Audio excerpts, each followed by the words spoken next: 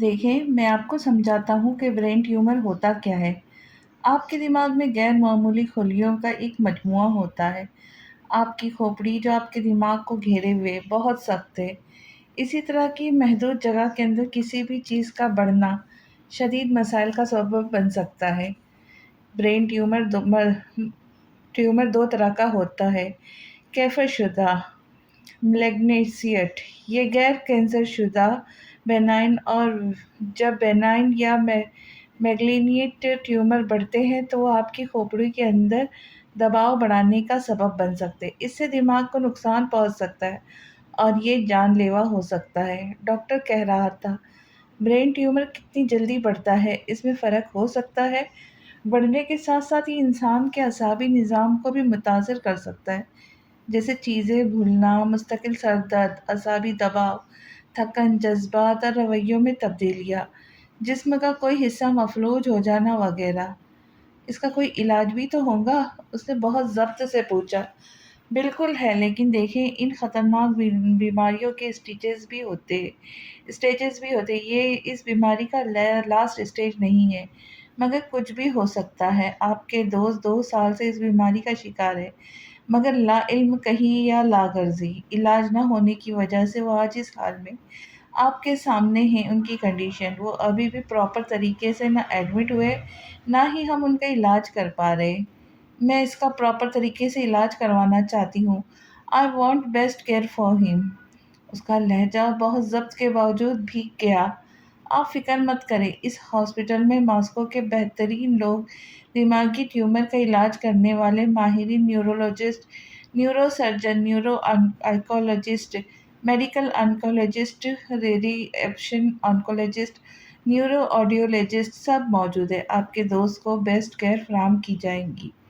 Thank you so much doctor, بس میرے دوست کو ٹھیک کر دو۔ بالآخر آنسو بغاوت کر کے ہماری پوری کوشش ہوگی، لیکن یہ بیماری امتحان کی طرح ہے، اور یہ امتحان پیشنٹ کیس نہیں ہے، آپ جیسوں کا ہے، جو ان کے دل کے بہت قریب ہوتے ہیں۔ مجھے افسوس کے ساتھ کہنا پڑ رہا ہے کہ اس امتحان میں بسا اوقات بری طرح ناکامی ہی ہاتھ آتی ہے۔ اللہ نہ کرے، اس نے تڑپ کر کہا۔ آپ جلد سے جلد ایڈمٹ اسٹارٹ کروائیں تاکہ ہم ان کا علاج شروع کر سکیں۔ وہ سر ہلا کر اٹھی۔ اسے دوبارہ ہوش آیا تو وہ اپنے بیڈ روم میں تھی۔ اس کا پور سلگ رہا تھا، تھکان سے پلکیں جھپکتے ہوئے اٹھی۔ اعصابی دباؤ کی وجہ سے وہ سوچ ہی نہ سکی اس کے ساتھ کیا ہوا تھا، کون اسے یہاں لایا تھا، جانے کتنی دیر سوتی رہی۔ احتشام کو صوفے پہ بیٹھا دیکھ کر وہ بری طرح سے ڈر کر اچھلی اور بیڈ سے اتر کر بھاگتی ہوئی دروازے کی طرف بڑھی اور دھڑ دھڑا دروازہ پیٹنے لگی، روتے ہوئے، چلاتے ہوئے، مگر کوئی جواب نہیں ملا۔ بالآخر احتشام نے اس پر رحم کھا کر کہا، دروازہ نہیں کھلے گا جب تک میں نہیں چاہوں گا۔ تم یہیں اسی کمرے میں قید رہو گی، یہاں تمہاری ضرورت کی ہر ایک چیز مل جائے گی تمہیں۔ وہ جانے کیوں کہہ رہا تھا، نہیں، مجھے یہاں نہیں رہنا، پلیز احتشام، مجھے جانے دو۔ اس نے روتے ہوئے فریاد کی۔ اس نے سگریٹ کا گہرا کش ہواؤں کے سپرد کرتے ہوئے گردن موڑا، اسے دیکھا۔ ادھر آؤ، یہاں بیٹھو میرے سامنے۔ اس کا لہجہ نرم تھا، مگر اس کی پراسرار خاموشی سے وہ خطرناک حد تک ڈری ہوئی تھی۔ تم نے سنا میں نے کیا کہا؟ سبک روئی سے چلتی ہوئی صوفے پہ ٹک گئی۔ سنا یا نہیں؟ وہ ایک دم بلند آواز میں دہاڑا تو شاکی ہو کر پیچھے گر گئی۔ احتشام نے اپنے آپ کو قابو پاتے ہوئے بالوں میں انگلیاں چلائی۔ جب تک اس کا بچہ اس کے وجود میں پل رہا تھا وہ اسے چھوڑ نہیں سکتا تھا۔ ہاں، اسے نارمل رویہ اپنانا تھا۔ جب تک میں چاہوں گا تم یہاں رہو گی، پھر میں تمہیں چھوڑ دوں گا، سمجھ گئی تم؟ وہ بات کرتے ہوئے اٹھا تو اس نے روتے ہوئے فوراً سر ہلایا، حالانکہ اس کے سینے میں بہت سے سوال مچل رہے تھے۔ وہ کیوں اسے نہیں چھوڑ رہا تھا جبکہ وہ اس کا اتنا نقصان کر چکی تھی؟ یہ ہمدردی تو ہرگز نہیں تھی، پھر کیوں؟ وہ اس کی حالت پر رحم کھاتے ہوئے روم فریزر سے پانی کی بوتل نکالتے ہوئے گلاس بھر کر اس کی طرف بڑھانے لگا۔ پانی پیو اور ریلیکس ہو جاؤ، ٹینشن مت لو۔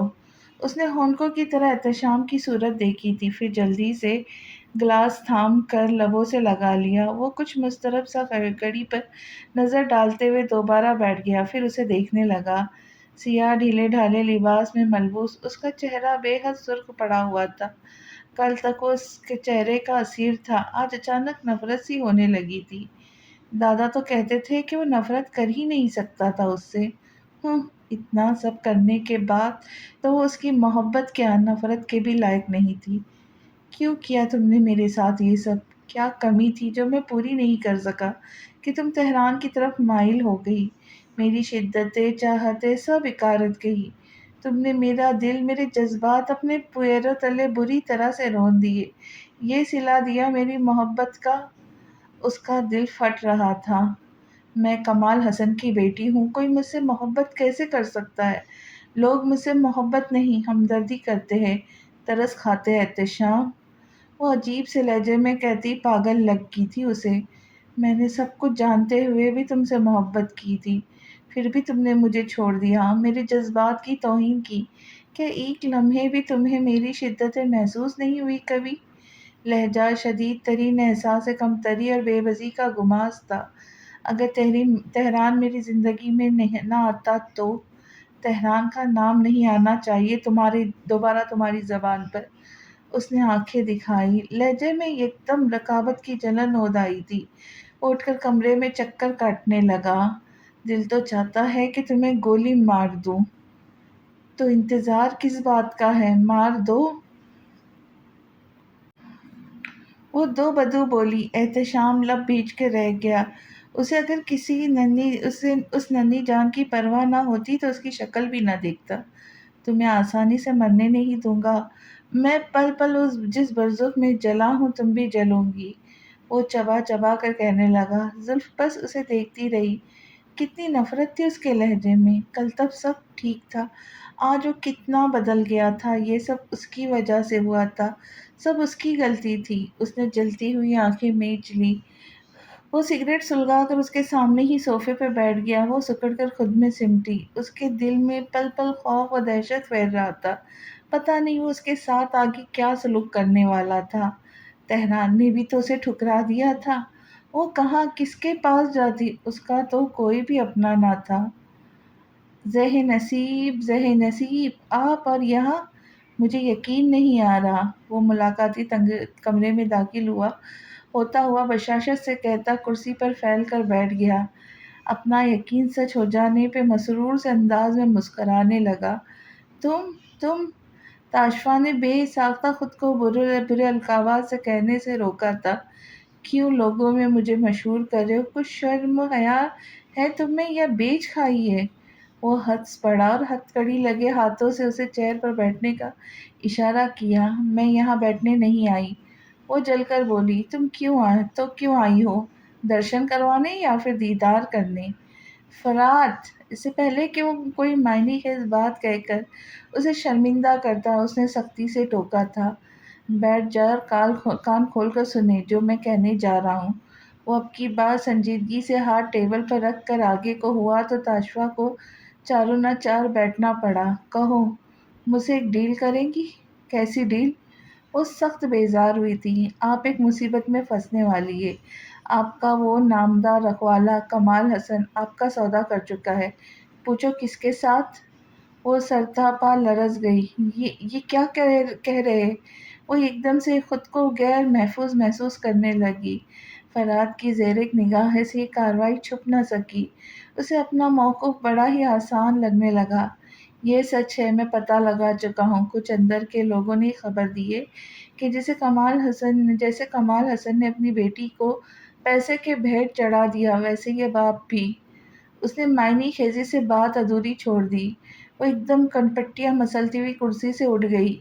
یہ تو پہلے سے طے تھا، بلکہ کمال حسن سے تو کسی بھی قسم کی توقع کی جا سکتی تھی۔ فرات کو بہت برا لگ رہا تھا، مگر یہ اس کی مجبوری تھی۔ محبت اور جنگ میں تو سب جائز تھا، وہ تو صرف جھوٹ کہہ رہا تھا، اسے پانے کی خاطر محض جھوٹ۔ کون ہے وہ آدمی؟ اس نے ڈرتے پوچھا۔ مجاہد حسین، اس کا پارٹنر، اور ظاہر ہے اسے بڑی کمال مہارت حاصل ہے شادی کا نام دیکھ کے۔ تم جانتی ہو کہ فرات پلیز، تم جھوٹ تو نہیں کہہ رہے مجھ سے؟ وہ اس لمحے بہت کمزور لگ رہی تھی، تنکے کی مانند، جیسے بے رحم ہوائیں اپنے ساتھ بہائے جانے کے در پہ تھی۔ فرات نے ایک لمحے کو اس کے آنسوں سے لبریز آنکھوں میں دیکھا۔ اس کا تیر نشانے پر لگا تھا۔ میں کیوں جھوٹ بولوں گا؟ چاہو تو تصدیق کروا لو، تم ہی کہو، کیا دونوں پارٹنر نہیں ہیں؟ ہیں۔ دونوں آج کل خوشباش اور بڑی صحبتیں نبھا رہے، ایسا ہی ہے یا نہیں؟ تاشفا کو چپی لگ گئی۔ وہ کیا کرے، کہاں جائے؟ وہ خود کو غیر محفوظ تصور کر رہی تھی۔ ابھی تو اسے جیا کی حفاظت کرنی تھی۔ وہ بالوں کو مٹھیوں میں جکڑے ہوئے مارچ پاسٹ کرنے لگی۔ پانی پی لے تاشفا جی۔ اس کے لہجے میں نامحسوس سا سرور تھا۔ فتح تھی، یقین تھا کہ وہ جیت جائے گا، اور وہ جیت رہا تھا۔ تمہارا کوئی مقصد پوشیدہ ہوگا نا اس سب کے پیچھے؟ توبہ توبہ، اتنا بھی گھٹیا نہیں ہوں جتنا آپ مجھے ثابت کرنے کی کوشش میں لگی ہو۔ میں تو آپ کا بھلا چاہ رہا تھا۔ وہ ایک معصومیت بھری ادا سے آنکھیں اٹھا کر کہتا، دونوں ہاتھ گردن کے پیچھے ٹکا اس کے تاثرات دیکھنے لگا۔ وہ غصے اور بے بسی کے ملے جلے تاثراتوں سے بیگ اٹھا کر دروازے پر تھی کہ وہ بولا، میری آفر محدود مدت تک کے لیے ہے تاشفا جی، سوچ لے۔ اس نے بڑے سکون سے کہا۔ ضبط کا دھار بہہ نکلا۔ وہ دروازے سے پیشانی ٹکا کر سکسک پڑی۔ میں ایسا نہیں کر سکتی فرات، میری ایک بیٹی ہے۔ لوگ کیا سوچیں گے میرے بارے میں؟ کیا رنگ دیں گے میرے اس عمل کو؟ وہ بے ساختہ پن سے اس کے قریب آ رکا۔ آئی ہیڈ ڈیم کیئر، مجھے صرف اور صرف آپ کی پرواہ ہے اور اپنی۔ اگر آپ کو یہاں رہنے میں پرابلم ہے تو میں آپ کو دنیا کے کسی بھی کونے میں لے جاؤں گا، کہیں بھی، جہاں آپ سیکیور فیل کریں گی، جہاں آپ کو کسی کی پرواہ نہ ہوگی سوائے میری محبتوں کی، میری چاہتوں کی۔ اس کی آواز، دھیمی مخمور آواز، سرگوشیوں کا میں ڈھل چکی تھی۔ پلیز میرا ہاتھ تھام لیں، میں آپ کے بغیر ادھورا تصور کرتا ہوں خود کو۔ اس نے آہستگی سے اس کے کندھے کے قریب چہرہ کر کے آنکھیں موند لی۔ وہ خود بھی تھک گیا تھا، یہاں سے بہت دور چلے جانا چاہتا تھا۔ وہ آنسوں کے ریلے پر قابو پاتی ایک جھٹکے سے دروازہ کھول کر باہر نکل گئی، اور فرات سمن بکمن کھڑا رہا، ویران آنکھوں سے اس کی پشت تکتا رہا۔ آج سنڈے تھا، کئی دنوں سے مسلسل لگاتار بندی روٹین کی وجہ سے تنگ آ گیا تھا۔ لمبی نیند لے کر وہ تقریباً 12 بجے کے قریب اٹھا۔ شاور لے کر ٹاول سے گیلے بال رگڑتے اس نے کمرے میں قدم رکھا تو ضمیرہ کو اپنے کمرے میں پا کر حیرت کی انتہا نہ رہی۔ ضمیرہ، کیا ہوا؟ نوفل تو ٹھیک ہے نا؟ وہ غیر معمولی خاموشی نوٹ کر کے اس کی طرف بڑھا۔ ٹھیک ہے وہ، اسے کچھ نہیں ہوا، وہ سرد سپاٹ لہجے میں بولی تھی۔ اوزان نے اطمینان بھرا سانس لیا اور ٹاول بیڈ پر پھینک کر آئینے کی طرف بڑھتا ہوا بولا، تو پھر شاید تم راستہ بھٹک گئی ہو، یا مجھے اس کمرے میں سے بھی بے دخل کرنے کا ارادہ ہے تمہارا۔ اسے احساس نہیں ہوا۔ ضمیرہ کی آنکھیں اس کے سینے پہ واضح طور پر نظر آتی سرخ لکیروں پہ تھم گئی۔ اس نے کپ کپیتی انگلیوں سے چھوا۔ اوزان، اوزان کی دھڑکنیں تیز ہو گئی۔ اس کا غیر معمولی رویہ نوٹ کرتے ہوئے کہنا چاہا، مگر اس کی آنسو بھری شچدر آنکھوں نے عجیب کیفیت میں مبتلا کر دیا۔ یہ کیا کر لیا تم نے اپنے ساتھ؟ وہ مجروح میں کیفیت میں گر گیا۔ تم نے خود ہی کہا تھا کہ حرام کی کمائی کا ایک پیسہ بھی میری علاج پہ خرچ مت کرنا، تو میں نے، تو اس کا مطلب یہ نہیں تھا کہ تم جسم کا حصہ بیچنا شروع کر دو۔ I can't believe it. I can't believe اوزان، تم اس حد تک بھی جا سکتے ہو؟ وہ ہذیانی انداز میں چیخی۔ صدمہ تھا کہ کم ہونے میں نہیں آ رہا تھا۔ اگر تمہیں کچھ ہو جاتا تو کیا کرتی؟ میرا کون ہے اس دنیا میں تمہارے سوا؟ وہ شاکی کیفیت میں سراپا سوال تھی۔ اوزان کی آنکھوں میں سرخ دوڑے تیرنے لگے۔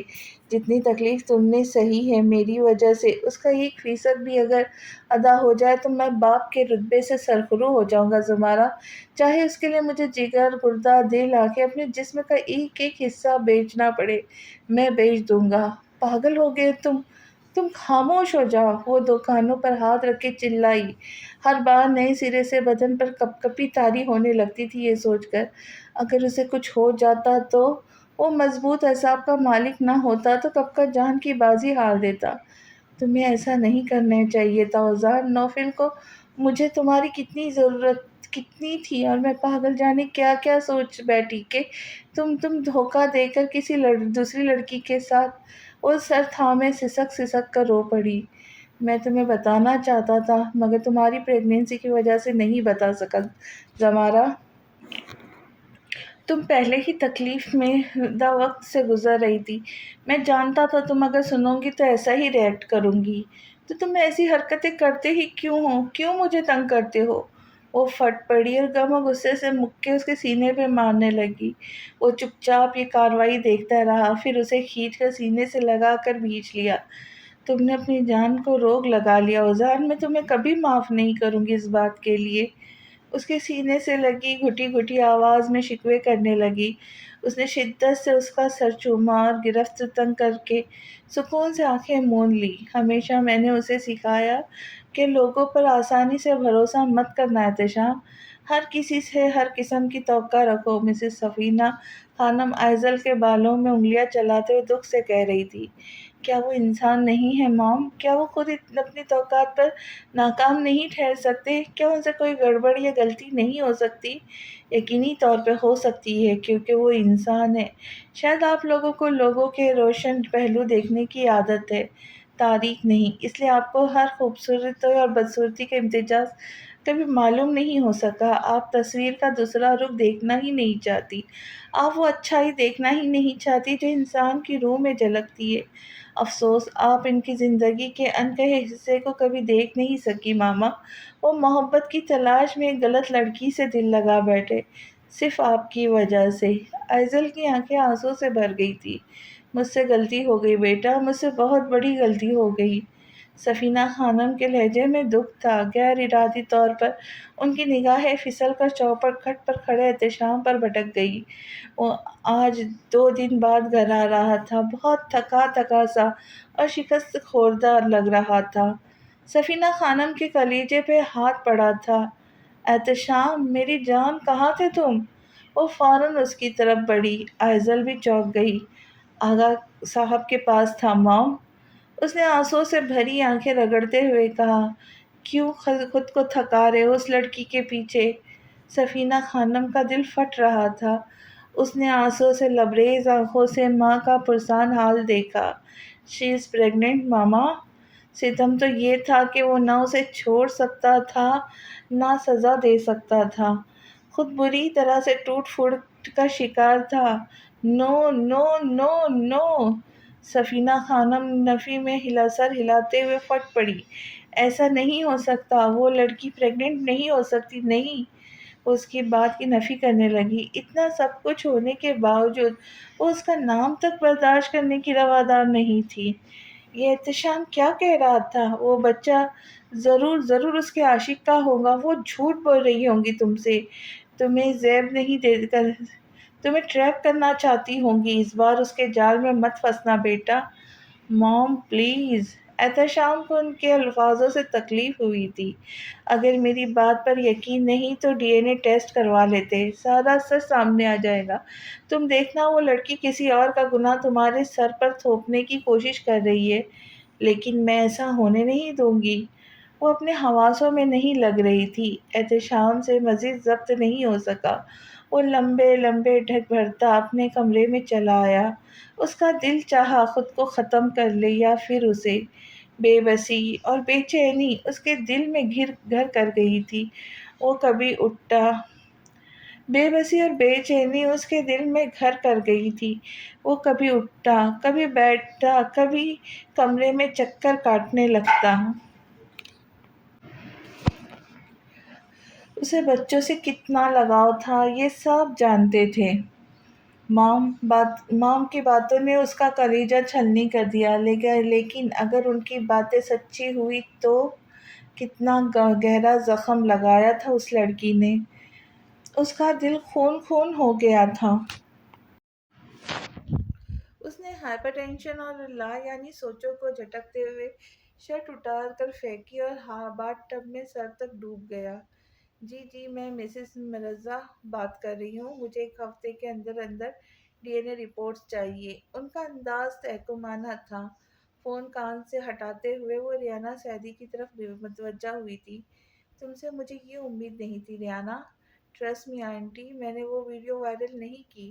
اگر مجھے کرنی ہوتی تو میں تبھی کر دیتی. مجھے میرے اور تمہارے علاوہ کوئی اس بات سے واقف نہیں تھا. پھر کیسے ہوا یہ سب؟ وہ دبا دبا گرائی. شاید کوئی اور بھی ہے جو ہم سے 2 قدم آگے کا سوچتا ہے.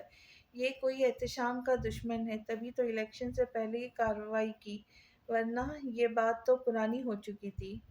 سفینہ خانم سوچ میں پڑ گئی. یہ بھی تو ہو سکتا ہے زلف نوروز اور اس کا عاشق ملے ہوئے ہو. It's high time aunty. I think ہمیں اس کے عاشق کے ساتھ زلف نوروز سے بھی نپٹ لینا چاہیے. وہ پہلے ہی آپ کے بیٹے کا نقصان کر چکی، اب یہ بچہ. اف. ریحانہ سعیدی نے ناگواری سے کہہ کے کن اکھیوں سے سفینہ خانم کے تاثرات دیکھے. مظفر میرا پرانا ملازم ہے، وہ یہ کام کر سکتا ہے. سفینہ خانم نے ایک عزم سے گردن اٹھائی. ریحانہ سعیدی بے ساختہ ان کے خوفناک تاثرات پہ مسکرائی. احتشام کو اس بات کی بھنک نہیں لگنی چاہیے. انہوں نے کہا شیور آنٹی، ہم اس کے بھلے کے لیے سب کر رہے. ایک دن وہ ضرور سمجھے گا. لیکن اس بچے کا کیا ہوگا؟ کیسا بچہ؟ کمال حسن کی نسل ہی قدرت کی مالک ہے. تمہیں کیا لگتا ہے میرے احتشام کی نسل وہ 2 کوڑی کی لڑکی آگے لے کے چلیں گی؟ ہرگز نہیں. وہ گناہ بھی اس کے ساتھ دفن ہو جانا چاہیے تو بہتر ہے. ان کے لہجے میں نفرت و حقارت یا رضائم خطرناک ترین تھے. صبح اس کی آنکھیں مانوس سی خوشبو سے کھلی. اس نے سیاہ پلکوں کی دھار اٹھا کر دیکھا تو شجاع اس کے قریب جھکا سائڈ ٹیبل سے اپنی گھڑی اٹھا رہا تھا. اس پر ایک سرسری سی نگاہ ڈال کر پلٹ کر قداور آئینے کے سامنے رک گیا. شجاع. اس نے قریب رکتے ہوئے دھیمے سے پکارا. شجاعت عالمگیر پر خمار سا اترنے لگا.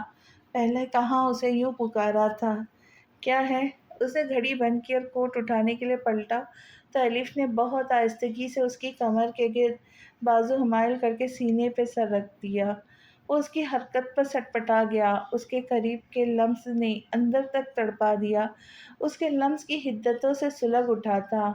میرا دل بہت گھبرا رہا ہے، پلیز آج مجھے تہران بھائی کے پاس لے چلو. مجھے ان سے بات کرنی ہے. میں انہیں سب کچھ بتا دوں گی. میں ساری غلطیوں کا اعتراف کر لوں گی. میں ان کی گنہگار ہوں. میری وجہ سے وہ کہاں سے کہاں پہنچ گئے. اس کے آنسو اس کی شرٹ بھگونے لگے. ہمارے ریسیپشن پر بھی انہوں نے مجھے دیکھنا تک گوارا نہیں کیا. وہ مجھ سے ناراض تھے. وہ مجھ سے نفرت کرنے لگے ہیں. شجاع. اس کی التجائیہ لہجے نے شجاع کو مجبور کر دیا تھا. ٹھیک ہے، تم ڈرائیور کے ساتھ چلی جانا. میں تمہارے ساتھ جانا چاہتی ہوں. تم تو بھائی کے بہت قریب ہو نا. ان سے ایک بار کہہ دینا کہ مجھے معاف کر دے. میں اپنے کیے پہ بہت شرمندہ ہوں. زندگی مجھ پر بوجھ بن گئی ہے. پل پل مر رہی ہوں. Please Shuja, please. میں تمہارا یہ احسان زندگی بھر یاد رکھوں گی. اس نے ایک ٹھنڈی سانس کھینچی تو اس کے کلون کی مہک خود بخود سانسوں میں اتر آئی. ابھی مجھے جانے دو. واپس آ کر اس بارے میں بات کریں گے ہم. اس نے غیر معمولی طور پر اسے ہٹانا چاہا. وہ کن دشوار مراحل سے گزر رہا تھا الف کو اندازہ نہیں تھا. عجب سے جذبات سینے میں سر اٹھا رہے تھے. تم مکر تو نہیں جاؤ گے؟ اس نے آنسوں سے بھیگا چہرہ اٹھا کر اسے دیکھا. تمہارا جیسا نہیں ہوں میں. اس کے لہجے میں خود بخود تلخی اتر آئی. Thank you. آہستگی سے بوجھل لہجے میں بولی. وہ اس سے لڑتے لڑتے ہار گئی تھی. مزید لڑنے کی سکت نہیں تھی اس میں. اس نے ہتھیار ڈال کر خود کو اس کے سہارے چھوڑ دیا تھا. کب تک اس پر ظلم ڈھائے گا؟ کب تک بدلا لے گا؟ آخر اس کی محبت کے سامنے ہار مان لے گا ایک دن. اب گھورنا بند کرو اور ہٹو میرے راستے سے. وہ ضد ہوا. الف سو سو کرتی آئینے کے سامنے سے ہٹی اور اس کی پشت کو دیکھ کر ہلکا سا مسکرائی. اس کا نرم لہجہ بہت حوصلہ افزا ثابت ہوا اس کے حق میں. خیر اتنا بھی برا نہیں تھا. پیار سے ہر بات منوائی جا سکتی تھی. یہ سوچ زندگی کا بھرپور احساس دے گئی. وہ بدل جائیں گا ایک دن. اسے یقین تھا وہ اپنی محبت سے بدل دیں گے اسے. ممی اور دادی اس کی وجہ سے اتنا پریشان تھی کہ یہیں رک گئی تھی کچھ دن. الف کو بھی جذباتی طور پر ان کی سپورٹ کی ضرورت تھی. اس لیے وہ زیادہ سے زیادہ وقت ان کے ساتھ گزار کر خود کو مطمئن اور ہلکا پھلکا محسوس کرنے لگی. یہ بلڈ کیوں لیا جا رہا ہے؟ اس نے دہل کر پوچھا. مگر احتشام کی خاموشی نہیں ٹوٹی تھی. اس نرس انجیکشن لیے اس کی جانب بڑھی تو بدک کر بیڈ سے اتر کر چلانے لگی، کیا ہوا ہے مجھے کوئی بتا کیوں نہیں رہا؟ اس کے سر سے درد کی جان لیوا ٹھیسیں اٹھی تھی، اس کے قدم ڈگمگا گئے۔ احتشام نے بروقت اسے تھام کر بیڈ پر بٹھایا اور نرمی سے بولا، تمہاری آج کل طبیعت ٹھیک نہیں ہے، نرس کو بلڈ ٹیسٹ لینے دو، ہو سکتا ہے کوئی مرض سامنے آ جائے تو اس کا بروقت علاج کیا جا سکے۔ شاباش، اب ضد مت کرو۔ اس نے ساتھ ہی نرس کو اشارہ کیا تھا جو بلڈ کا سیمپل لینے کے بعد کمرے سے چلی گئی تھی۔ احتشام جانے کے لیے اٹھا تو اس نے اس کا ہاتھ جکڑ لیا، مجھے باہر نکالو اس کمرے سے، میرا دم گھٹتا ہے یہاں، میں مر جاؤں گی احتشام پلیز۔ احتشام کے دل کو کچھ ہوا مگر یہ احساس محض لمحاتی تھا۔ اس نے جھک کر اس کی پیشانی چومی اور بولا، بس کچھ دنوں کی بات ہے۔ کتنا سرد لہجہ اور انداز تھا اس کا، وہ تو برف بن گئی تھی۔ احتشام اپنا ہاتھ کھینچ کر کمرے سے باہر چلا گیا تھا، وہ ابھی تک یوں ہی بے حس و حرکت بیٹھی تھی۔ اسے بہت عجیب سا لگ رہا تھا، یوں جیسے اس سے کچھ چھپانے کی کوشش کی جائے، اسے بہت عجیب سا لگ رہا تھا، یوں جیسے اس سے کچھ چھپانے کی کوشش کی جا رہی تھی۔ اس نے اس نے کاٹیج میں ایک شاندار دعوت کا اہتمام کر کے پرانی یادوں کو تازہ کر دیا تھا۔ اس کے سبھی دوست موجود تھے، حتیٰ کہ مسز دلاور پاشا بھی۔ وہ تو زلف کو بھی بلانا چاہتا تھا مگر دل نشیں نے سخت ناراضگی کا اظہار کیا تھا۔ وہ اسے ناراض نہیں کرنا چاہتا تھا، اس لیے خاموش ہو گیا تھا۔ آج کل وہ اتنا ریلیکس اور پرسکون تھا، دل نشیں کو ہال لٹ رہے تھے۔ اس نے ٹریٹمنٹ کے متعلق آگاہ کیا تو بلا چو چرا کیے خاموشی سے مان گیا۔ اسے عجیب لگا تھا، مجھے گھورتی رہوں گی یا پھر ہیلپ بھی کروں گی؟ ٹریٹمنٹ کے لیے اسے جلد سے جلد ہاسپٹل ایڈمٹ کروانا چاہتی تھی، لیکن تہران نے اس سے 2 دن کا وقت لیا تھا۔ جانے وہ ان 2 دنوں میں کیا کرنے والا تھا؟ اس کے دل کو ہمیشہ دھڑکا ہی لگا رہتا تھا۔ اس کی بیماری کا سن کر تو دل نشیں اور بھی پوزیسو اور پروٹیکٹیو ہو گئی تھی، جبکہ تہران نے کسی سے بھی یہ بات شیئر کرنے سے منع کر دیا تھا، حتیٰ کہ شجاع اور اپنے والدین سے بھی۔ دل نشیں ہر لمحے اسے میسیجز کرتی رہتی تھی جنہیں پڑھ کر وہ بس مسکرا دیتا۔ تہران، تم اتنے کام اور ریلیکس کیسے ہو؟ مجھے حیرت ہے، اگر تمہاری طبیعت اور بگڑ… شش! تہران نے آس پاس نظر گھماتے ہوئے اس کے لبوں پہ انگلی دھری۔ دل نشیں نے غصے سے اس کا ہاتھ جھٹکا اور بولی، اگر تمہاری طبیعت بگڑ گئی تو کون ہوگا اس کا ذمہ دار بتاؤ؟ تم۔ وہ مزے سے بولا، ہاں میں ہی ہوں، سارا الزام مجھے ہی دو، اپنی اس چہیتی کو کچھ نہ کہنا جو تمہاری اس حالت کی ذمہ دار ہے۔ اس نے چل کر کہا تو تہران کے لبوں پر مسکراہٹ آ کر سمٹی، اس میں اس کا بھی قصور نہیں ہے دل نشیں، مجھے اس بیماری کی شکایت بہت پہلے سے شروع ہو گئی تھی، بس میں نے ہی دھیان نہیں دیا۔ اب وقت ہے تہران، میں تمہیں کچھ نہیں ہونے دوں گی، دیکھنا تم بہت اچھے ہو جائیں گے۔ اس کی آنکھیں نئے سرے سے بھیگ گئی، ابھی بھی تمہیں میری اچھائی پر کوئی شک ہے؟ اس کی آنکھیں شرارت سے چمکی۔ دل نشیں نفی میں سر ہلاتی پلیٹیں اٹھا کر باہر نکل گئی۔ ڈنر ٹیبل فارسٹ میں لگایا گیا تھا۔ مسز دلاور پاشا آئے تو دل نشیں نے اس سے آواز لگائی، اس کے قدم من کے ہو گئے، آنکھوں میں سرخ دوڑے چمک اٹھے۔ اس نے ایک قدم بڑھایا تو دلاور پاشا قدم آگے آئے یا سینے سے لگا کر بھینچ لیا۔ وہ اس کے متعلق خبر سن کر آنا ہی چاہتے تھے کہ زیادتیوں اور ملال نے انہیں گھیر لیا۔ جب تہران نے بلایا تو جیسے انتظار میں تھے، دوڑے چلے آئے، مجھے معاف کر دو بیٹا، مجھے ان تمام زیادتیوں کے لیے معاف کر دو، میں بہت شرمندہ ہوں۔ وہ رو رہے تھے۔ دیر کر دی بابا، بہت دیر کر دی آپ نے۔ اس کی نیلگی آنکھوں میں موتی ٹوٹ کر گرے، لیکن وہ دل کا دکھ زبان پر نہیں لا سکا۔ مسز دلاور پاشا ضبط کھو کر پھوٹ پھوٹ روئی تھی۔ اس نے انہیں رونے دیا۔ آج تو فارسٹ میدان حشر لگ رہا تھا، ہر کوئی اپنے حساب کتاب کے کھاتے کھول کر بیٹھا ہے، معافیوں کا ماحول گرم ہے۔ معافی تو میں بھی مانگ لوں، مگر مجھے اپنی کوئی خطا نظر آتی یہ شجاع تھا جو ابھی بھی آیا تھا۔ کمینے، تم بذات خود ایک خطا ہو، تہران نے ہنستے ہوئے اس کے سینے پہ مکہ جڑتے ہوئے کہا تو وہ اس کے گلے لگ گیا۔ اسے بہت دیر اپنے سینے سے پیچھے رکھا، پتہ نہیں کیوں وہ اپنی کیفیت خود سے بے خبر تھا۔ ایلف اس کے کچھ کہنے سے پہلے ہی رو دی۔ تہران نے آنکھوں ہی آنکھوں میں اسے گھورتے ہوئے اسے اپنے ساتھ لگا لیا۔ بھائی، آپ مجھ سے ناراض ہے، میں جانتی ہوں۔ پاگل ہو تم جو ایسا سوچتی ہو، تم سے ناراض ہو سکتا ہوں بھلا؟ بھائی، مجھ سے بہت سی غلطیاں ہوئی ہیں، مجھے تمہاری کوئی ایک غلطی بھی یاد نہیں، اوکے؟ رونا بند کرو، مجھے روتی ہوئی لڑکی اچھی نہیں لگتی۔ اس نے سختی سے تنبیہ کی۔ ایلف نے مچلتی نگاہوں سے شجاع کو دیکھا جو کندھے اچکا کے رہ گئے، یعنی صاف مکر گیا۔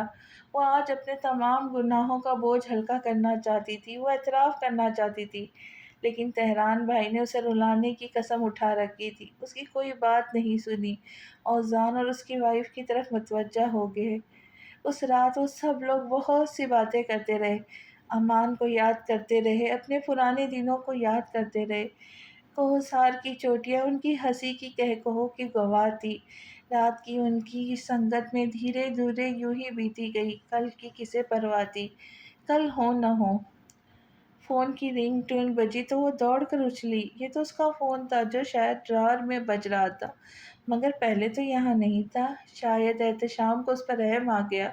اس نے جلدی سے فون ریسیو کیا۔ زلف؟ تہران پاشا کی دلکش آواز ہیئر پیس پر ابھری تو وہ ایک لمحے کو سانس لینا بھول گئی۔ تہران، تم؟ وہ صرف اتنا ہی کہہ سکی، مگر بیک وقت اس کے گزشتہ ملاقات کی تلخیاں یاد آ گئی۔ کیوں کیا تم نے مجھے فون؟ مجھے اپنی زندگی سے نکال کر، میرا دل، میری محبت اپنے قدموں تلے روند کر تمہیں چین نہیں ملا، تب پھر فون کر لیا؟ اور کس منہ سے فون کیا ہے تم نے؟ تمہیں شرم نہیں آتی؟ وہ ویڈیو لیک کرتے ہوئے مجھے اور کتنی سزا دو گے خود سے محبت کرنے کی؟ میرے ساتھ احتشام کا کتنا نقصان ہو گیا، کچھ اندازہ ہے تمہیں؟ بہت خود پرست ہو تم تہران، بہت زیادہ۔ دوسری جانب سے طویل اور اطمینان بخش سانس لیا گیا۔ وہ تڑپ کر بولی، اب کچھ بولتے کیوں نہیں ہو؟ بولو نا، کہو کہ تم نے کیا ہے مجھے سزا دینے کی خاطر۔ مجھے نقصان پہنچا کر بھی تمہارا دل نہیں بھرا؟ تم اور رلانا چاہتے ہو مجھے؟ تمہیں رلا سکتا ہوں بھلا؟ تم تو میری سانسوں میں بسی ہو۔ اس کی محبت بھری سرگوشی زلف کے کانوں میں گونجی۔ مجھ سے ملوں گی؟ فرمائش ہوئی۔ زیادہ باتیں مت بناؤ، میں اچھے سے جانتی ہوں تمہیں۔ اپنا کہاں یاد ہے نا تمہیں؟ تم نے ہی غیر مردوں سے ملاقاتوں کا طعنہ دیا تھا، سیدھا سیدھا مجھے کیریکٹر لیس کہا تھا۔ بھول گئے تم؟ اب کیوں آؤں میں تم سے ملنے؟ ہاں؟ وہ خفگی سے بولی تو وہ زور سے ہنسی اور کہنے لگا، آخری بار مس نوروز، بس ایک آخری ملاقات۔ اس کا لہجہ عجیب سا تھا۔ اس کے ہاتھوں سے فون لرز گیا۔ دل تیز تیز دھڑکنے لگا۔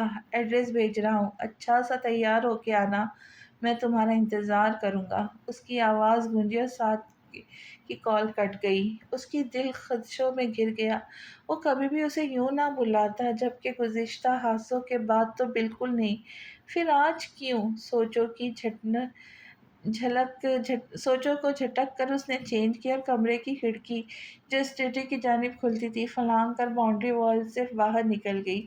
اس کام میں تو وہ ماہر تھی۔ کمال حسن سے چھپ چھپ کر وہ یوں ہی آؤٹنگ پر جایا کرتی تھی۔ تب تو اسے علم ہوتا تھا کہ مار تو لازم و ملزم پڑے گی، مگر اس بار اسے خبر نہیں تھی نتیجہ کتنا بھیانک ہوگا۔ مطلوبہ ایڈریس پہ پہنچی تو اس کی آنکھیں پھٹی کی پھٹی رہ گئی۔ اتنا خوبصورت اور خوابناک منظر آج سے پہلے کبھی نہیں دیکھا تھا۔ اس کی ویران آنکھیں ایک دم سے جگمگا اٹھی۔ اس کے انتظار میں گھڑی دیکھتا نیلگوں آنکھوں والا شخص جو اس وقت بلیک ڈنر سوٹ میں ملبوس شہزادہ لگ رہا تھا، اس پر نظر پڑی تو تہران مسکرا دیا۔ اسے توقع تھی وہ ضرور آئیں گی۔ اس کی آنکھوں کی خوابناک دیکھ کر مسکراہٹ اور گہری ہوتی چلی گئی۔ کیسا لگا؟ یہ سب میں نے تمہارے لیے کیا ہے۔ میرے لیے؟ اس کے لبوں سے بے آواز نکلا۔ وہ آنسو روک نہیں سکی جو سرحد سے اس کی آنکھوں سے پھسلے تھے۔ اس کی ایک مسکراہٹ نے اسے زمین سے آسمان تک پہنچا دیا تھا، مگر کسی احساس کے بابت سرحد سے آنسو پوچھ کر کرسی کھینچ کر بیٹھ گئی۔ وہ مزید اس شخص کے ہاتھوں اپنی عزت نفس مجروح نہیں کروا سکتی تھی۔ مدعے کی بات پر آئی۔ کیوں بلایا ہے تم نے مجھے؟ تم سے کچھ چند ضروری باتیں کرنے کے لیے۔ اس کا لہجہ بے حد نرم تھا۔ وہ مزید بولا، ہم اب دوست نہیں ہیں، شاید اجنبی کہنا ٹھیک ہوگا۔ ہو سکتا ہے ہم پھر کبھی بات نہ کر سکیں، لیکن پھر بھی تم میری زندگی کا وہ حصہ ہے جسے میں کبھی اپنی یادوں سے مٹا نہیں سکا، حتیٰ کہ ہمارا رشتہ ماضی ہو جانے کے بعد بھی نہیں۔ ہم نے بہت مختصر وقت ساتھ گزارا، لیکن وہ دن میری زندگی کے سب سے خوبصورت دن تھے۔ اس مختصر سی زندگی میں ہم نے بہت سارے اتار چڑھاؤ دیکھے۔ میں نے یہ سیکھا کہ اگر تمہارا تھوڑی سی انا بر وقت کچل دی جائے تو انسان بڑے نقصان سے بچ جاتا ہے۔ انسان اپنے سے بہت قریبی رشتوں کو بچا سکتا ہے، معاف کر کے، درگزر کر کے۔ رشتوں میں مقابلے بازی نہیں ہوتی، دیر سے صحیح، مگر میں سمجھا تو صحیح۔ اس کے لہجے میں قیامت خیز دکھ اور تعصب تھا۔ وہ لمحے بھر کے توقف کے بعد پھر بولا، تم میرے جسم کا حصہ ہو، میرے دل بن کر دھڑکتی ہو تم۔ تمہیں میں کبھی فراموش نہیں کر سکوں گا۔ وہ اس کی آنکھوں میں آنکھیں ڈال کر چور چور لہجے میں بولا، لیکن اب ہم الگ ہیں زلف، اب ہم ایک دوسرے سے جدا ہو چکے ہیں۔ تم احتشام کی بیوی اور میں جھوٹ نہیں بولوں گا۔ شاید احتشام تمہیں مجھ سے زیادہ چاہتا ہے۔ تم اس کے ساتھ اپنے تعلقات خراب مت کرو میری وجہ سے۔ وہ لب مہر بند کیے بس اسے سنتی اور دیکھتی گئی۔ یقین کرو میں تم سے بہت دیر تک ناراض نہیں رہ سکا تھا۔ جیسے جیسے وقت کے ساتھ زخم بھر کے دل کا درد کم ہو گیا، ویسے ہی میں نے تمہیں معاف کر دیا، اپنا دل صاف کر لیا تھا تمہاری طرف سے۔ مجھے اب صرف اتنا یاد ہے کہ ہم نے بہت اچھا وقت ساتھ گزارا، جو ہمیشہ میرے دل میں یاد بن کر رہیں گی۔ میرے دل میں اب بھی صرف تمہارے لیے محبت اور ڈھیر ساری دعائیں ہیں۔ تم احتشام کے ساتھ ایک بہت بہتر اور اچھی زندگی گزارو۔ اس کا ٹھنڈا لہجہ جذبات سے یکسر عاری ہو گیا۔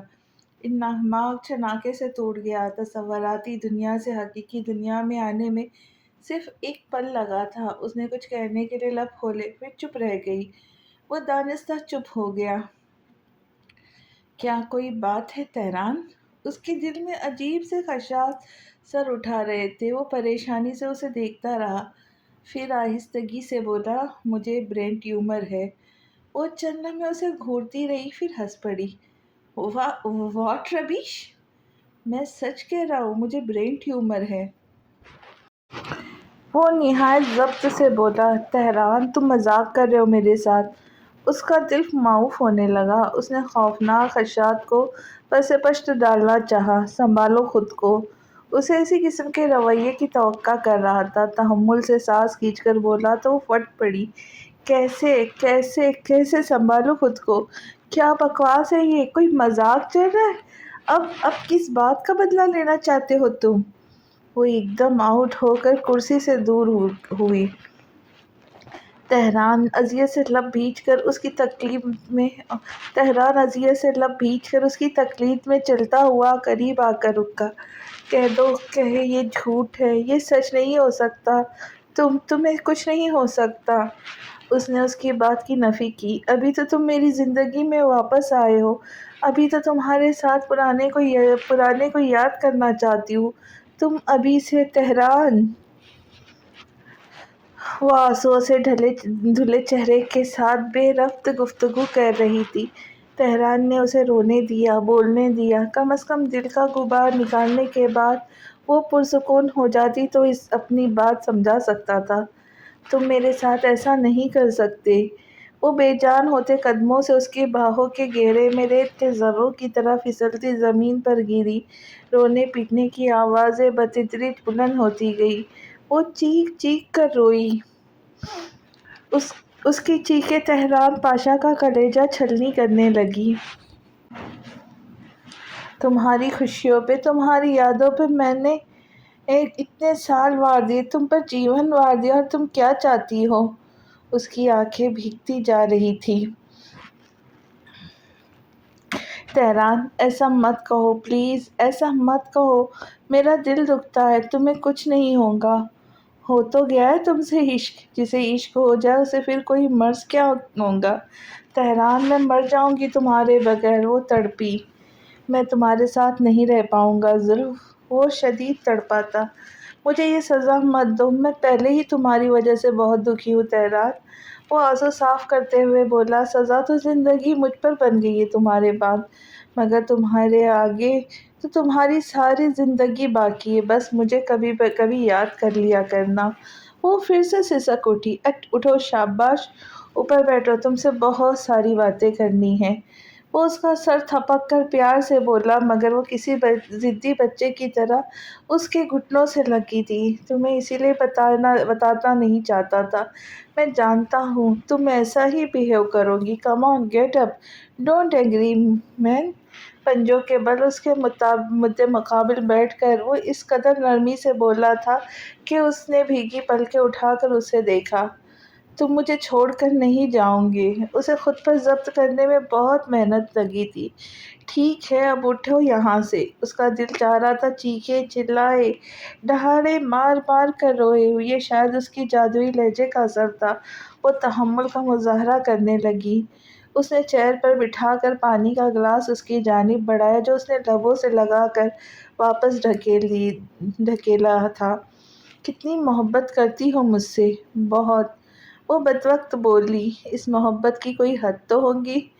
تم سمجھ لو کہ وہ حد ختم ہو چکی ہے۔ اس کا پہلا ثبوت یہ ہے کہ میں یہاں موجود ہوں۔ تو پھر میری بات کیوں نہیں مانتی جو میں کہہ رہا ہوں؟ یہ ممکن نہیں ہے، یہ نہیں ہوگا مجھ سے۔ میں احتشام کے ساتھ نہیں رہ سکتی، مجھے تمہارے ساتھ رہنا ہے۔ وہ اس کی بہتی آنکھوں کو دیکھتا معاف ہوتے ذہن کے ساتھ سن رہا تھا۔ تم جانتی ہو میں تمہیں اپنانے کا ارادہ نہیں رکھتا۔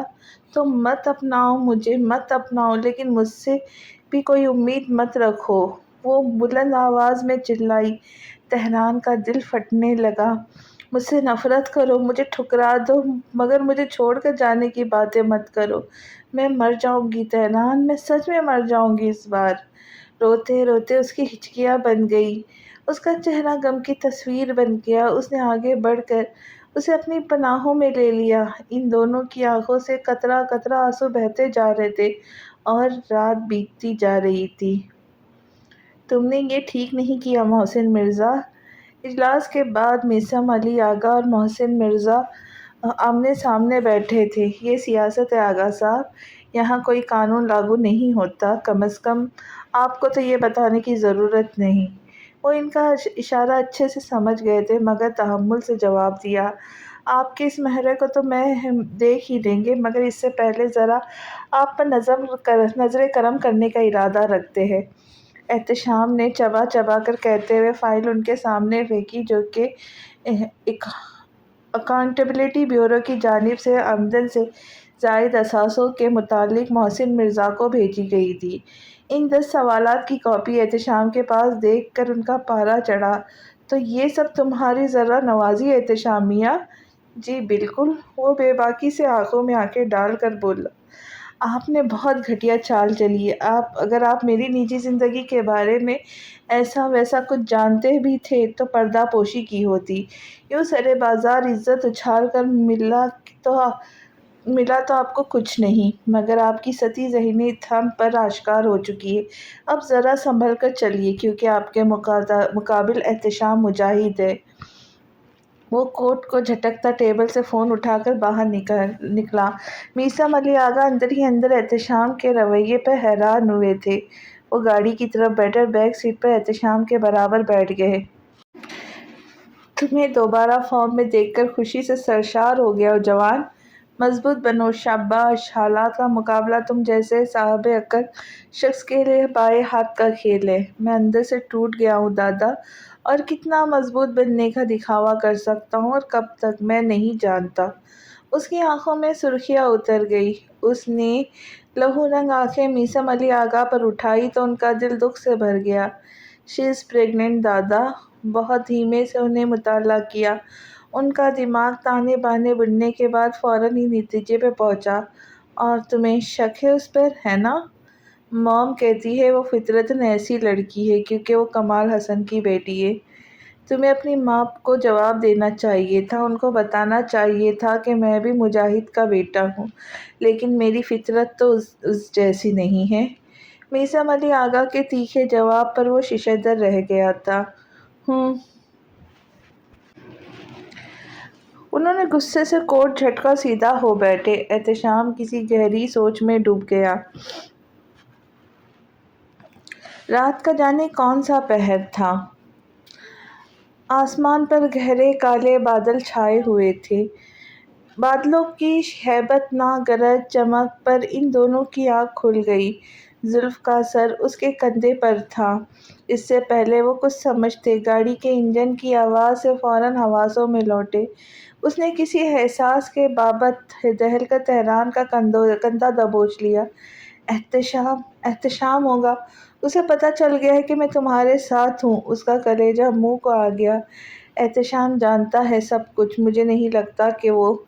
اس کی بات ادھوری رہ گئی۔ نقاب پوش شخص دندناتے ہوئے وہاں آ کر توڑ پھوڑ کرنے لگے۔ چونکہ وہ پلر کی اوٹ میں تھے اس لیے ان کی نظروں میں نہیں آ سکے، مگر بادلوں کی زوردار گرج پر اس کے منہ سے چیخ نکل گئی۔ وہ سب لوگ اس کی طرف متوجہ ہو گئے۔ اسے سانس روک روک کر آنے لگا۔ جو اس کے دل میں شک و شبہات کنڈیلیاں مار کر بیٹھے تھے، وہ منہ پھاڑ کر چیخ چیخ کر حقیقت واضح کر رہے تھے۔ اس کے دل کی دھڑکن مدھم پڑ گئی۔ وہ بھاگ کر ان کے قدموں میں بیٹھ گئی۔ پلیز تہران کو کچھ مت کہنا، پلیز تہران کو کچھ مت کہنا۔ احتشام جو چاہے گا میں کرنے کے لیے تیار ہے، میں اس کی ساری باتیں مان لوں گی۔ تہران کو جانے دو پلیز، تہران کو کچھ مت کرنا، میں تمہارے آگے ہاتھ جوڑتی ہوں۔ وہ چلا چلا کر رو رہی تھی، منتیں کر رہی تھی۔ دو لوگوں نے ماتحت کے اشارے پر غضبناک تیوروں سے گھورتے ہوئے اسے دبوچ کر ایک طرف کھڑا کیا تھا۔ تہران نے پترائی آنکھوں سے منظر دیکھا۔ بس وہ ایک لمحہ اسے شدید ملال میں مبتلا کر گیا۔ زلف نوروز اس کی تھی، وہ ہمیشہ اس کی رہتی۔ کاش… تہران پاشا تم ہی ہو نا؟ ماتحت شخص نے گرج کر پوچھا جس کے نشانے پر وہ تھا۔ میں اس دن مرنا چاہتا ہوں جب بہت تیز بارش ہو رہی ہو، تاکہ تمہاری آنکھیں بھی بھیگیں تو تمہارے محرم کو خبر نہ ہو اور تمہارا بھرم بھی رہ جائے۔ چند دن پہلے اس کی کہی گئی سچ ہو جائے گی۔ اس نے کب سوچا تھا؟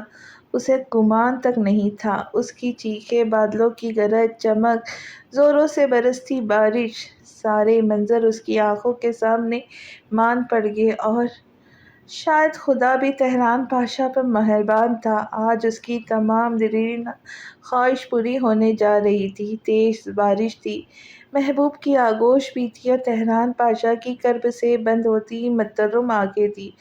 آج تہران پاشا کا دن تھا، آخری تھا۔ اس کی محبت کا قصہ تمام ہو گیا تھا، مگر زندگی کی کہانی ابھی باقی تھی۔ آنٹی ریانہ سعیدی بوکھلائی ہوئی اس کے کمرے میں آئی تھی۔ سفینہ خانم نے پہلے دروازہ اندر سے لاک کیا، پھر اس کی طرف متوجہ ہوئی۔ آنٹی گزب ہو گیا، رپورٹس پازیٹیو آئی ہیں۔ وہ بچہ احتشام کا ہی ہے۔ پلیز آپ جلدی سے ان کلرز کو فون کریں۔ اگر زلف کو کچھ ہو گیا تو ہم احتشام کو ہمیشہ کے لیے کھو دیں گے۔ سن کر سفینہ خانم کے ہوش اڑ گئے۔ وہ فوراً فون کی سمت لپکی۔ ہری اپ آنٹی، احتشام پہ یہ خبر سنتے ہی زلف کے پاس جائے گا، ہماری ساری پلاننگ الٹی پڑ جائے گی۔ بلا شبہ زلف کا فون زلف کے کمرے میں ان دونوں نے ہی رکھا تھا۔ دونوں جانتی تھی زلف اپنے عاشق سے ضرور رابطہ کرے گی۔ زلف بڑی آسانی سے ان کے جال میں پھنس گئی اور اسے خبر بھی نہ ہوئی۔ خبیث کے بچے فون نہیں اٹھا رہے۔ ریانہ سعیدی کا چہرہ پھیکا پڑ گیا۔ اوہ نو آنٹی، سب ختم ہو جائے گا، احتشام کو پتہ چل جائے گا۔ اچانک کال ریسیو کر لی گئی۔ ہاں ہیلو، کیا ہوا؟ تم لوگوں نے کچھ کیا تو نہیں ان دونوں کا؟ لڑکا مر گیا، لڑکی باقی ہے۔ سفینہ خانم ایک لمحے ششدر سی رہ گئی، پھر حواس سنبھالتے ہوئے جلدی سے کہنے لگی، لڑکے کو چھوڑو، لڑکی کو فوراً ڈی پیلس چھوڑ کر جاؤ۔ ڈیمٹ، احتشام کو پتہ نہ چل جائے، وہ صبح کی فلائٹ سے واپس آ رہا ہے۔ ہری اپ۔ انہوں نے حکم صادر کر کے فون کاٹ دیا۔ کیا ہوا آنٹی؟ شی از آل رائٹ؟ ہاں، مگر وہ لڑکا، کیا نام ہے اس کا؟ وہ مر گیا۔ وہ کچھ افسوس سے بولی۔ نیور مائنڈ، زلف تو بچ گئی، تھینک گاڈ، میں تو گھبرا گئی تھی۔ اگر احتشام کو پتہ چل جاتا تو پہلی فرصت میں ہمیں جیل کی سلاخوں کے پیچھے پہنچا دیتا۔ وہ مطمئن سی ہو کر صوفے پہ ڈہ گئی۔ اس نے میٹنگ سے فارغ ہو کر سیدھا اپنے آفس روم کا رخ کیا۔ کافی کا آرڈر دے کر اس نے دیوار سے نصف اسکرین پلے کی، جہاں آج کی تازہ ترین خبریں گردش کر رہی تھیں۔ نامور بزنس مین دلاور پاشا کے بیٹے تہران پاشا کو رات کسی نے پرائیویٹ ڈنر پر گولی مار کر قتل کر دیا ہے۔ ذرائع کا کہنا ہے کہ وہاں کسی پرائیویٹ ایونٹ ڈنر تھے، اس کے ساتھ کوئی خاتون بھی تھی۔ نیوز اینکر کی زبان تیزی سے چل رہی تھی۔ شجاعت عالمگیر کا اوپر کا سانس اوپر نیچے کا نیچے رہ گیا۔ کیا یہ کیسا مذاق تھا؟ تہران کا قتل؟ ابھی 2 دن ہی تو وہ لوگ ایک ساتھ تھے، ڈنر ساتھ کیا تھا، باتیں چلتی رہی تھی ساری رات، خوشگپیاں کہہ وہ سب اس کے کانوں میں گونجنے لگا۔ یکٹک اسکرین پر دھندلی تصویر دیکھتے دیکھتے اس کی آنکھیں پانیوں سے بھر گئیں۔ وہ بے ساختہ گھٹنوں کے بل زمین پر گر پڑا۔ باس، آر یو آل رائٹ؟ باریچو، اس کے اسسٹنٹ نے تذبذب کے عالم میں چلا چلا کر سب کو آفس میں اکٹھا کر لیا تھا۔ نہیں نہیں، اس کے لب منفی انداز میں ہلنے لگے۔ چکراتے سر کو تھامے اس نے اپنے گرد ہجوم کو دور دھکیلا۔ لبوں پر اس کی زندگی کی دعائیں، آنکھوں میں ڈھیر سارے آنسو اور اندیشوں سے بھرا ہوا دل۔ وہ شکست خوردہ سر زمین سے اٹھا اور اندھا دھند آفس سے نکل کر سڑک پر بھاگا۔ اسے کوئی ہوش نہیں رہا تھا، یاد تھا تو بس اتنا، ایک اور دوست نہیں کھو سکتا تھا، کسی قیمت پر بھی نہیں۔ کچھ دیر پہلے وہ اس کے سامنے تھیٹر میں سرجری کے دوران زندگی اور موت کے بیچ جنگ لڑ رہا تھا، اب بے سود لیٹا تھا۔ اس کی چیخ و پکار کا کوئی جواب نہیں دے رہا تھا۔ تہران، ایسا مت کرو میرے ساتھ یار، دیکھو میں نے تمہارے لیے ڈاکٹر سے بھی بات کر لی ہے، وہ سب پر امید ہے، تم ٹھیک ہو جاؤ گے، پلیز یہاں سے اٹھو، یوں مت سو، مجھ سے بات کرو، مجھے جواب دو۔ دلنشیں کی باتوں کا نلگوں آنکھوں پر کوئی اثر نہیں ہوا۔ وہ آنکھیں ہمیشہ ہمیشہ کے لیے بند ہو چکی تھی، کبھی نہ کھلنے کے لیے۔ مسز دلاور پاشا شاکڈ میں تھی۔ دلاور پاشا کی آنکھیں رونے کے باعث لال پڑی ہوئی تھی۔ وہ کل رات سے یہاں موجود تھی۔ دلنشیں نے پہلی کال انہی کو کی تھی، ایلف بھی وہیں تھی۔ ایک ٹک شاکڈ کے عالم میں بس گھڑتی جا رہی تھی، پھر ڈگمگاتے قدموں سے چلتی ہوئی راہداری میں پڑی بینچ پر بیٹھ گئی۔ اس کا ذہن معاف ہو کر رہ گیا تھا، ذہن اس شاکڈ کو برداشت نہیں کر پا رہا تھا۔ قدموں کی چاپ سن کر اس نے ایک نظر خالی نگاہوں سے شجاعت عالمگیر کو دیکھا، کوئی رد عمل نہیں دیا۔ کمرے سے دلنشیں کی رونے کی آوازیں آ رہی تھیں، اس کے قدم من من کے ہو گئے تھے، دل دھڑکنا بھول گیا تھا۔ اس نے اپنے ہاتھوں سے امان کو لحد میں اتارا تھا، ایک اور جگری یار کے لیے اتنی ہمت کہاں سے لاتا۔ وہ ڈگمگاتے قدموں سے دیوار سے لگ گیا، ورنہ یقیناً گر جاتا۔ دلنشیں کی آوازوں نے اسے یقین دلایا تھا کہ خبر جھوٹی نہیں، سچی ہے، ان لوگوں نے ایک اور دوست کھو دیا ہے۔ اس کی آنکھوں سے گرم گرم آنسو گر کر قدم بوس ہونے لگے۔ اس میں اتنی ہمت نہیں تھی کہ وہ اپنے دوست کو آخری الوداع کہہ دیتا۔ کمال حسن کو بھی خبر نہیں تھی کہ اس کی پکڑ ہونے والی ہے، مگر احتساب کی شروعات ہو چکی تھی۔ ایک ناکردہ جرم سے ہوتی ہوئی تمام تر جرموں سے پردہ چاک ہوتا گیا، اس کے گلے کے گرد پھندہ تیزی سے تنگ ہوتا گیا۔ مجاہد بھی چونکہ پیش تھا، وہ جیل سے بھاگا ہوا مجرم تھا، اس لیے اسے تو پولیس نے سب سے پہلے دھر لیا اور کمال حسن پر کیس کی شروعات ہو چکی تھی۔ یہ سب فرات مرزا کی خرافاتی دماغ کی سوچیں تھیں، اور پیسے کا دباؤ تھا۔ وکیل صاحب کی 5 انگلیاں گھی میں تو سر کڑھائی میں تھا۔ باپ کو فرات چاہیے تھا، بے شک جیسا بھی تھا، مگر تھا تو ان کا اپنا خون، وہ پیسہ پانی کی طرح بہا رہے تھے۔ فرات مرزا کو اپنی محبت چاہیے تھی، اسے اپنی پرواہ کہاں تھی؟ وہ تو آگ سے کھیل رہا تھا، نہیں جانتا تھا جن بڑی مچھلیوں پر ہاتھ ڈالا تھا وہ اس ہاتھ سمیت نگل گئی تو کیا ہوگا۔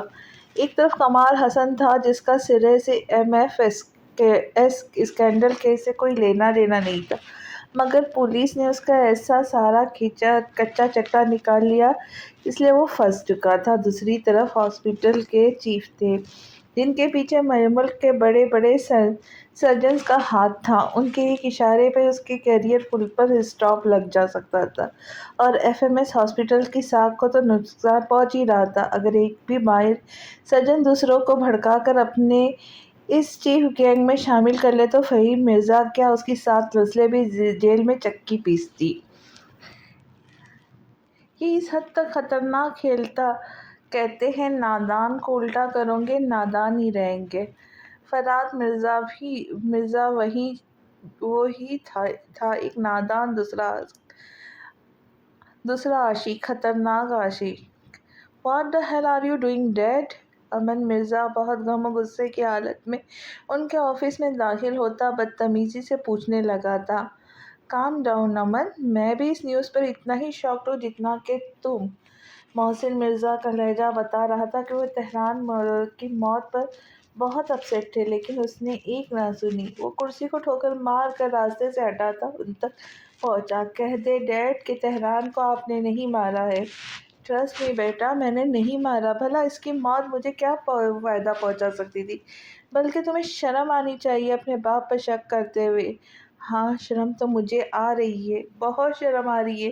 میں نے اپنے دوست کو آپ سے متعارف کروایا۔ آپ مجھ سے میری ہر قیمتی چیز چھین لیتے ہیں۔ پہلے میری موم کو چھین لیا، پھر جس سے میں نے سب سے زیادہ محبت کی اس لڑکی کو چھین لیا، اب میری زندگی کا واحد دوست تھا وہ ڈیڈ، آپ کی وجہ سے وہ چلا گیا، صرف اور صرف آپ کی وجہ سے۔"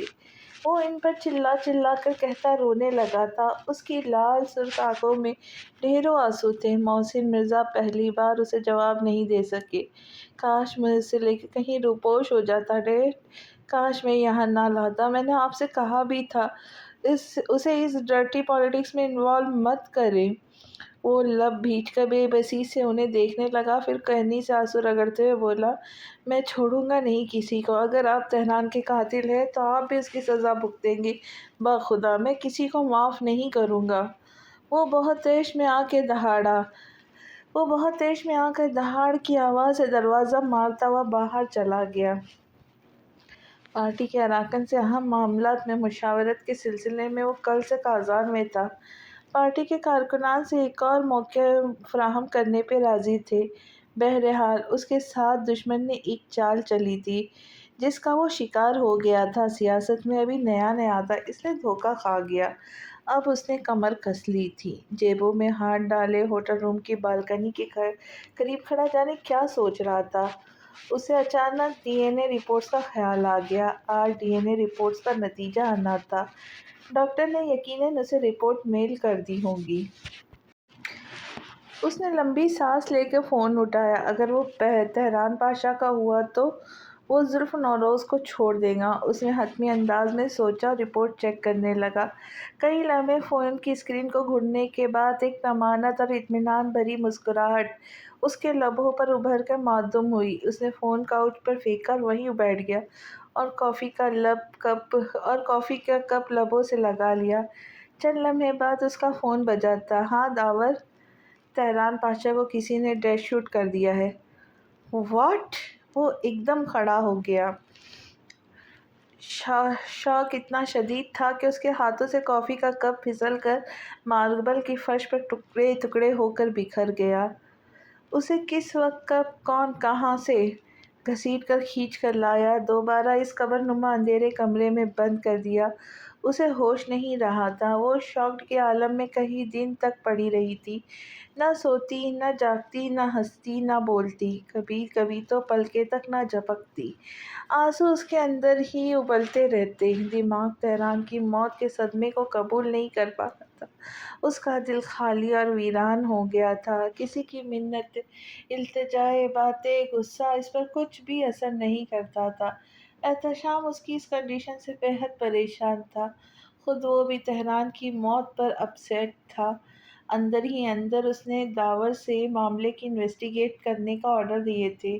زلف کی حالت اسے دیکھی نہیں جاتی تھی، مگر اس نے تو جیسے دل کے کواڑ ہی بند کر لیے تھے، مگر وہ اسے اس کے حال پر نہیں چھوڑ سکتا تھا۔ اس کی کوکھ میں اس کے پیار کی نشانی تھی، وہ اس نشانی کو مٹنے نہیں دے سکتا تھا۔ وہ بس ضبط پر تالے ڈالے اس پر مہربانیاں بکھیرتا جاتا تھا۔ اسے اب تک یہ پتہ نہیں چل سکا تھا کہ وہ پریگننٹ ہے۔ احتشام اسے بتاتا بھی کیسے؟ وہ سنتی کب تھی؟ وہ ابھی تک صدمے کی کیفیت میں تھی۔ محبت کے ہاتھوں ایسے ایسے زخم اس کے دل پر لگ چکے تھے کہ وہ جینا بھول گئی تھی۔ ستم ظریفی کو یاد کر کے روتی، چیخ مارتی، ڈہارے مارتی۔ محبت کے قابل نفرت سمجھ کر احتشام کو بھی اس کی محبت سے دور کر دیا تھا، مگر ضبط سے سب سہتا رہا۔ اسے کیا معلوم تھا جسے وہ معمولی پیادہ سمجھ رہا تھا وہ وزیر نکلا۔ ادھر وزیر جان لے گیا، ادھر کھیل ختم ہو گیا۔ مات کسے ہوئی؟ اسے ہوئی موت۔ اسے ہوئی مات احتشام مجاہد کو۔ وزیر تو کھیل اور زندگی دونوں جیت کر ایک نئے سفر پر نکل گیا تھا، انہیں بہت پیچھے چھوڑ گیا تھا۔ اب بساط پر لپیٹی جا رہی تھی، پیادے ایک ساتھ بند کیے جا رہے تھے، کھیل ختم ہو گیا تھا، مگر زندگی کی کہانی بھی باقی تھی۔ ایک کردار کے مرنے سے کہانی ختم نہیں ہوتی، کہانی تو چلتی رہی، ہمارے ساتھ بھی اور ہمارے بعد بھی۔ تہران خود تو چلا گیا مگر اسے زندہ درگور کر گیا، اس سے زندگی کا تہران خود تو چلا گیا مگر اسے زندہ درگور کر گیا، اس سے زندگی کا احساس چھین کر لے گیا۔ وہ جلتا بجھتا چراغ بن گئی، اندر سے رونا، تڑپنا، سسکنا اور باہر سے کھوکھلی ہنسی ہنسنا۔ اب جینا تو نہیں چھوڑ سکتی تھی۔ معز درانی اس کی وجہ سے بہت پریشان رہتے تھے۔ 2 دن ہاسپٹل میں ایڈمٹ رہے تھے، اسے وہ وقت سے پہلے بوڑھے لگنے لگے تھے۔ ویسے بھی دوستوں کو کھونے کے بعد وہ بہت حساس ہو گئی تھی، اپنی زندگی کا سکون اپنے والد کو نہیں کھو سکتی تھی، وہیں اس کا واحد سہارا تھے، ان کی وجہ سے تو وہ زندہ تھی۔ اسے سنبھلنا ہی پڑا، وہ آفس بھی جانے لگی تھی، اندر ہی اندر کہیں ایک آگ سی جلنے لگی، تہران کی موت کے انتقام کی آگ۔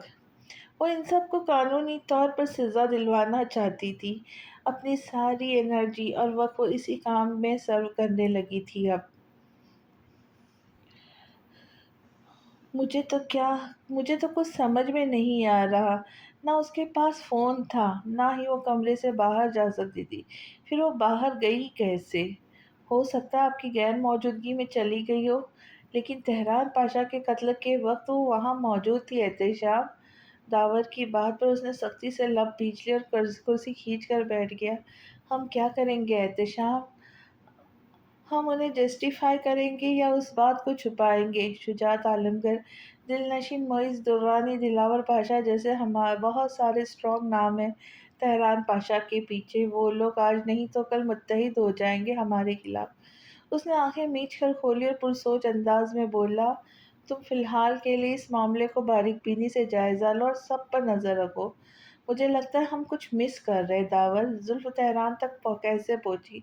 وہ یہاں نہیں ہونی چاہیے تھی، وہ ابھی تک اس پہیلی میں الجھا ہوا تھا۔ شیور احتشام، وہ متبادانہ سر جھکا کر آفس سے نکل گیا۔ تہران کی موت زندگی کا سامان چھین کر موت کی وادی میں لے گئی تھی۔ وہ کئی دن سے ماتم کنا اپنے کمرے کا دروازہ بند کیے پڑا تھا، آفس جانا، کھانا پینا سب بند کر رکھا تھا۔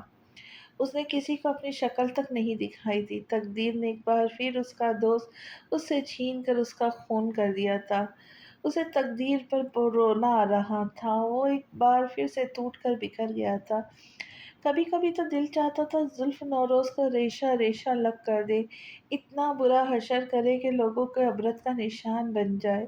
یہ سب کچھ اس کی وجہ سے ہوا تھا، لیکن وہ خود غم سے نڈال تھا، اس غم سے نکلتا تو کچھ کر پاتا۔ تہران کی آخری رسومات جیسے تیسے ادا کی تھی، اس کے بعد کسی کی بھی شکل دیکھے بنا کئی دنوں سے کمرے میں اندھیرا کیے پڑا تھا۔ بالآخر آج دادی نے الف کو فون کر کے بلوا لیا، جو کافی دنوں سے مسز دلاور پاشا کی طبیعت خرابی کے باعث وہیں تھی۔ شجاعت کی حالت کا سن کر اس سے رہا نہیں گیا، اسے آنا ہی پڑا۔ جاؤ دیکھو، تم ہی کچھ سمجھاؤ، ہمیں تو پریشان کر دیا اس لڑکے نے۔ دادی آپ فکر نہ کریں، اس نے آہستگی سے ان کا ہاتھ تھپکا ہینڈ کیری ملازمہ کے ہاتھ میں تھما کر بیڈ روم میں چلی آئی۔ وہ سب لائٹیں بند کیے کمرے میں گھپ اندھیرا کیے بیڈ کے دوسری جانب فرش پہ بیٹھا تھا۔ شجا، لائٹ آف کر دو ایلیف۔ انتہائی سرد سی آواز اس کے وجود سے ٹکرائی۔ اس نے لائٹ بند کر دی، البتہ کمرے کا دروازہ کھلا چھوڑ دیا۔ چلتی ہوئی اس کے پاس بیٹھ گئی۔ کیوں آئی ہو تم؟ جاؤ یہاں سے۔ کیسی باتیں کر رہے ہو تم؟ میں تمہارے پاس نہیں آؤں گی تو کس کے پاس جاؤں گی؟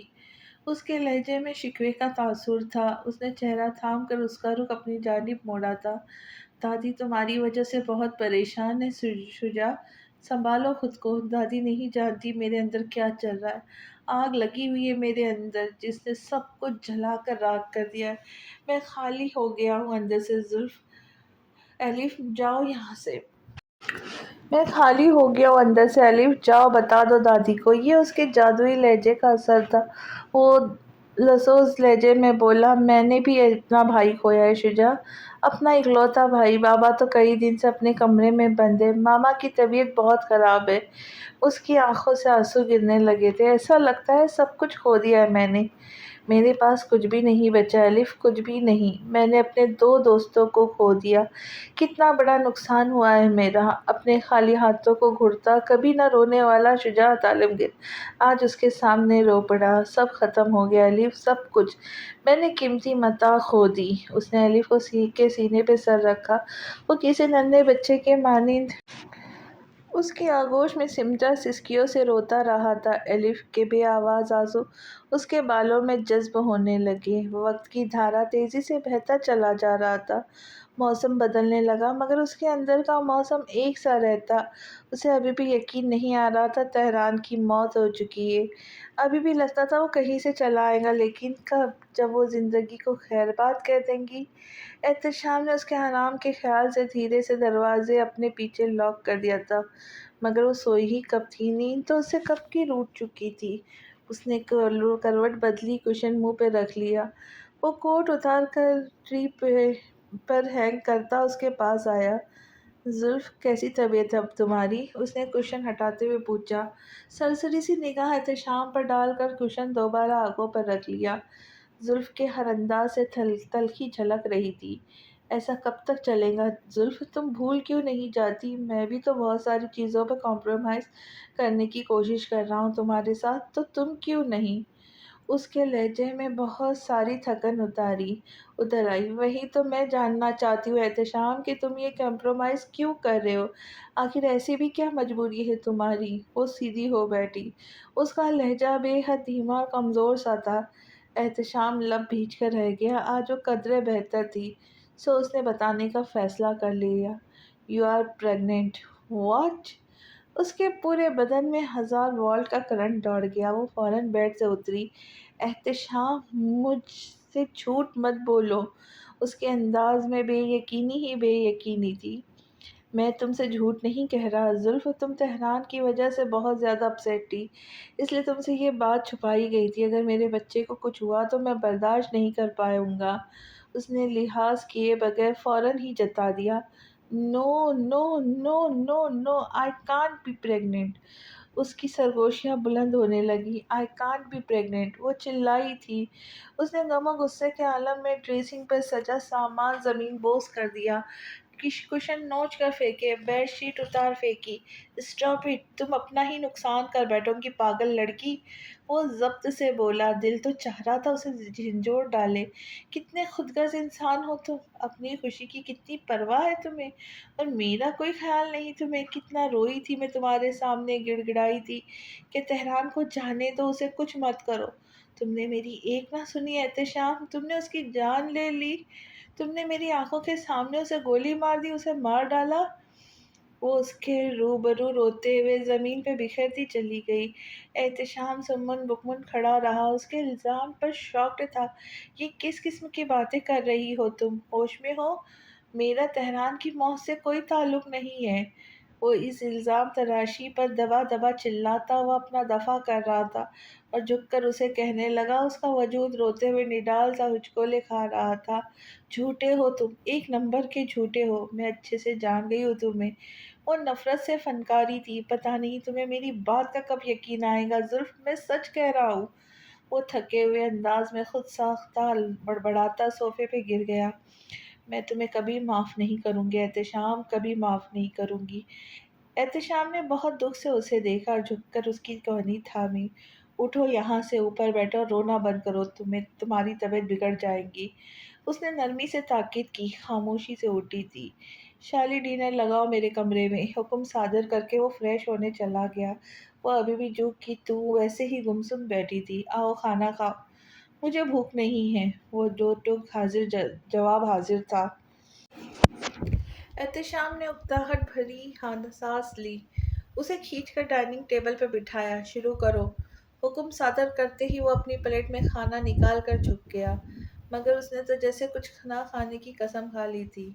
खाओ, वो टेबल बजाते हुए बारबाब आवाज में दहाड़ा तो वो हरासा सी होकर उसे देखने लगी। मुझे नहीं खाना कुछ भी, मेरा दिल नहीं चाह रहा। कुछ उसकी हालत इस तरह की थी, वो उसे खुद से खाना नागवार नहीं था और कुछ जदोरज में हो रही थी।